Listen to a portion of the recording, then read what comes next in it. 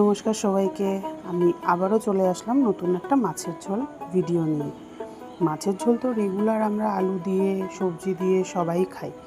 আজ একটু বড় বড় সাইজের কাতলা মাছ ছিল দেখে ভাবলাম যে একটু অন্যরকমভাবেই রান্না করা যাক।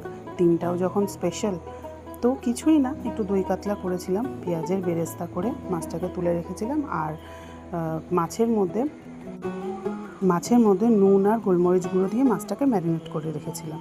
তো মাছটা খুব হালকা করে একটু ভেজে নিলাম, এপিট ওপিট করে ভেজে নিয়ে আমি একটু মশলার মধ্যে জিরে, পেঁয়াজ আর আদা দিয়েছিলাম। রসুনটা যেহেতু আমার শাশুড়ি মা পছন্দ করে না, তাই রসুনটা আমি স্কিপ করেছিলাম, তোমরা চাইলে দিতেও পারো।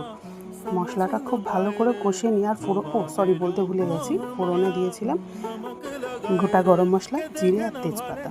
তো মশলাটা ভালোভাবে কষে যাওয়ার পরে একটু টক দই আর আমি একটু কাজু বাদাম মিশিয়ে বেটে দিয়েছিলাম। টক দইটা দেওয়ার পরে কিন্তু বারবার নাড়তে হবে, না হলে টক দইটা ফেটে যেতে পারে। কিছুই না, তারপরে ঝোলটা ফুটে গেলে মাছগুলো দিয়ে লাস্টে নামানোর আগে একটু গরম মশলা, পেঁয়াজের বেরেস্তা আর একটু ঘি দিয়ে নামিয়েছিলাম। বিশ্বাস করো, দুর্দান্ত খেতে।